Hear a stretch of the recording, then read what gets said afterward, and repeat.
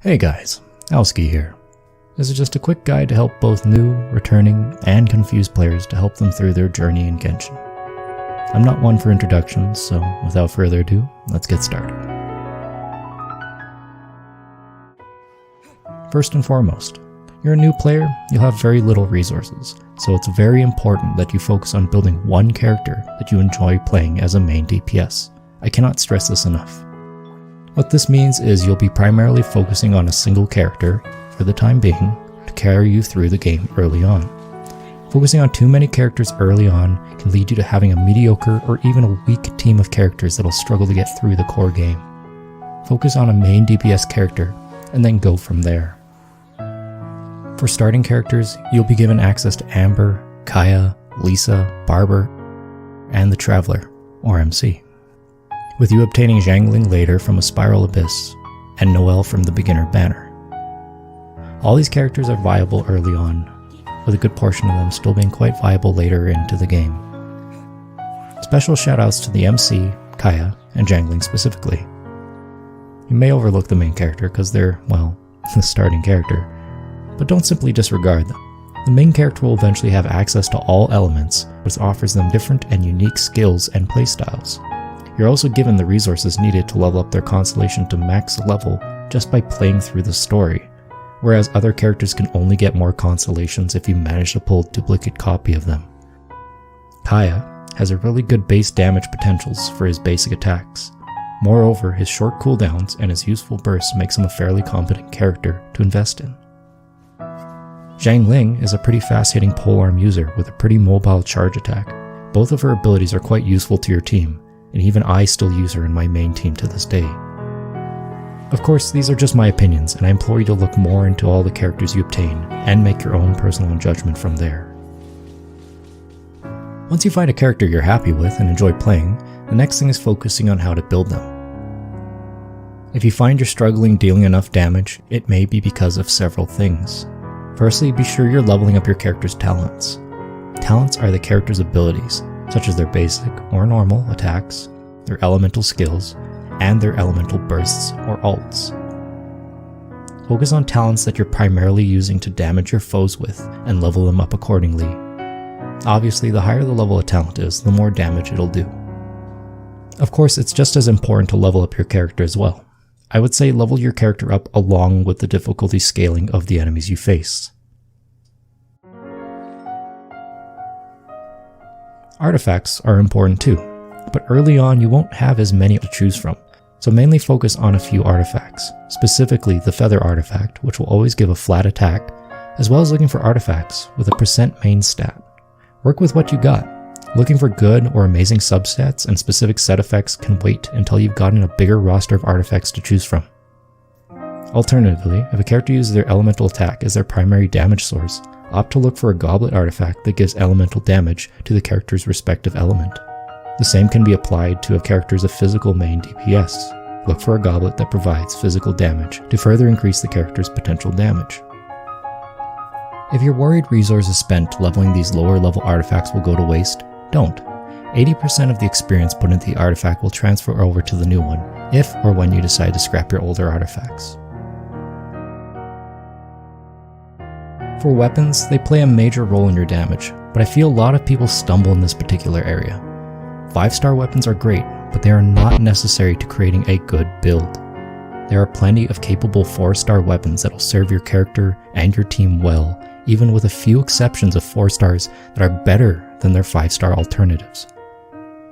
Even early on, I wouldn't scoff at the 3-star weapons you get, as they can be quite useful too, such as the Harbinger of Dawn and Thrilling Tales. Look at what substats the weapon provides, as well as effects provided by the weapon, and go from there. As always, work with what you have. The more you progress through the game, the more you should begin to familiarize yourself with the elemental synergies. Know what the different elements do, what the reactions are when mixed with other elements, and know when to utilize them.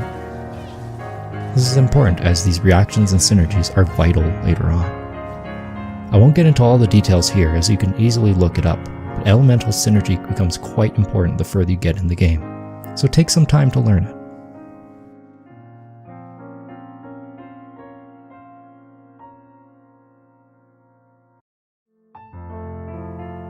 So those are some of the general tips on making your character stronger. Remember that at the end of the day, it's only a game. Work with what weapons and characters you have access to, and play with characters that you enjoy. It's easy to get caught up in what's the current meta or OP characters, but you can honestly get by the game with pretty much any character, so long as you properly build them with a good team. I often get asked a lot of these things, which is why I'm making this video to begin with. Another question I get asked a lot is what to do with all the Primogems you've saved up, and what banners to pull. Well, I'll tell you all the juicy secrets that the whales don't want you to know if this video reaches likes. Also, only about of the people watching my videos are actually subscribed, so if you could smash...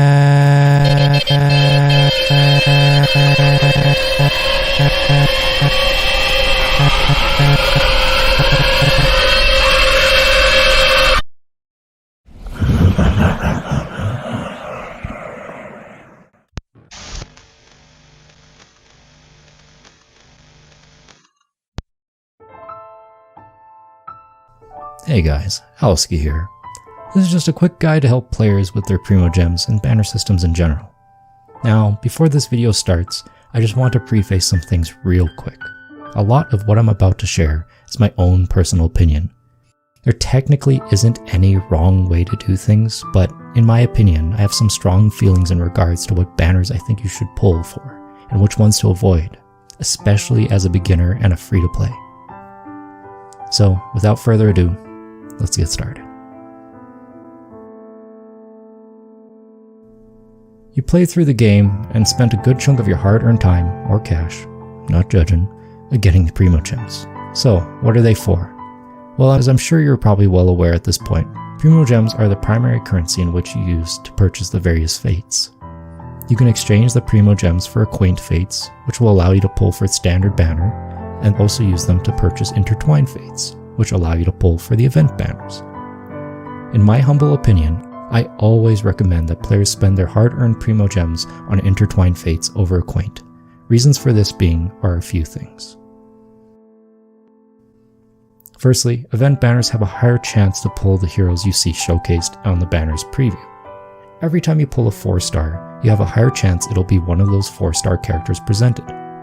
Alternatively, when you pull a 5-star from the character event banner, you have a 50% chance it'll be the event character.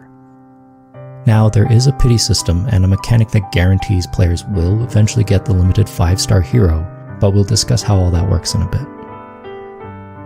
Second point on why I suggest you spend your Primo on Intertwined Fates. When you do get a 5-star from a character event banner, it will always be a 5-star character. You cannot pull a 5-star weapon from the character event banner. Now, why is this a good thing? Well, as stated in the past, 5-star weapons are not necessary in order to make a great character or team. Moreover, you'll be obtaining Acquaint Fates, which can give 5-star weapons just by playing through the game. Allow me to explain. You get Acquaint Fates casually through the game through doing certain things. Examples being like reaching milestones when leveling up a character, through reaching certain adventure ranks, and from going through the standard free battle pass, which usually lasts around about 40 days before resetting and refreshing the rewards. There are other ways to get them as well, like those trees, and some events, but I won't get into those here.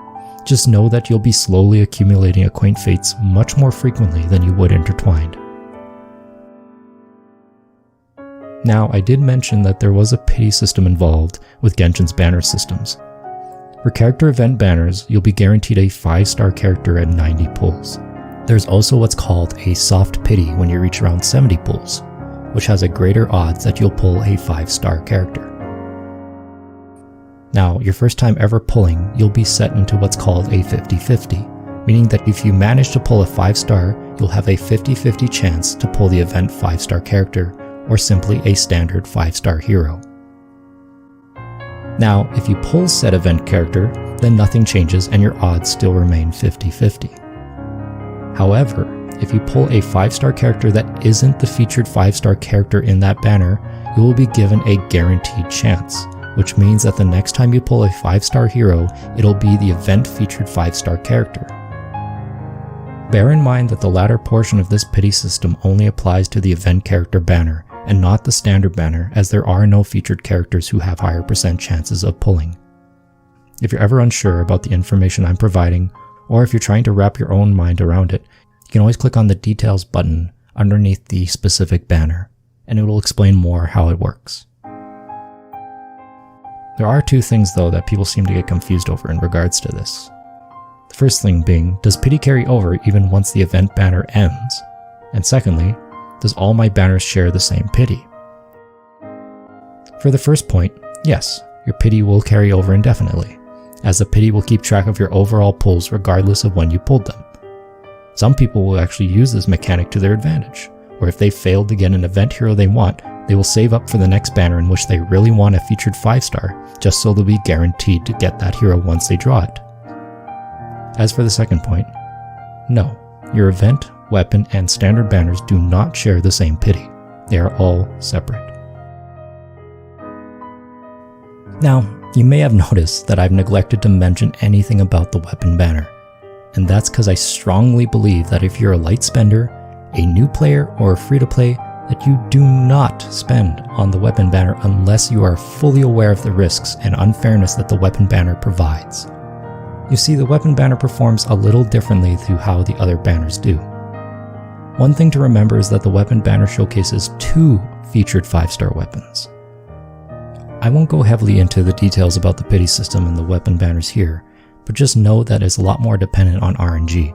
And whilst there is a pity system, it is more based upon that RNG and having to deal with the whole epitomized path system, which, if you aren't lucky with RNG, will have you spend upwards of 240 wishes or 38,400 Primogems just to get the desired 5-star weapon that you want. Not to mention that your points saved for the epitomized path will not carry over once the weapon banner refreshes to a new one. So once again, only pull for this banner if you're fully aware of the risks involved. I will provide a link in the description down below specifically for this banner so you can read it over in more detail to understand how it works. But guys, I think that just about sums the general advice I can offer to new, returning, or struggling players to Genshin. Remember that at the end of the day, this is just a casual free-to-play game. Play the characters that you enjoy playing, and don't simply play, or worse, disregard the characters just because someone on the internet said they're good or bad. Always take people's viewpoints as simply that, their own personal takes, not as hardcore fact. And yes, this includes me as well. But with that said guys, I hope this video has been helpful. This has been Owlski, signing off. I'll see you guys next time. Take care.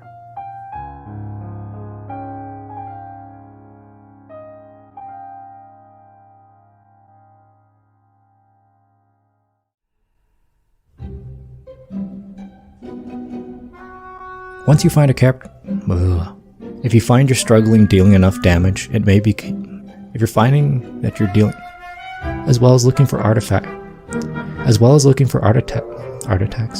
to increase the characters, to further increase the character's potential damage. This is important as these reactions and synergies are pivotal.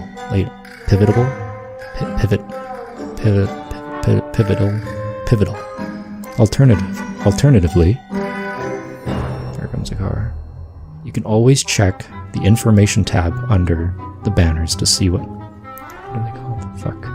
What is it called? Fuck. Genshin. And having to deal with the whole etimize. Fuck, I can't remember the name. Epitomize. Not to mention that your points saved for the But guys, I think that just sums about. But guys, you should always play a character that you find enjoyable personally, regardless of how others think of it. And this is coming from someone who plays an electro-caching.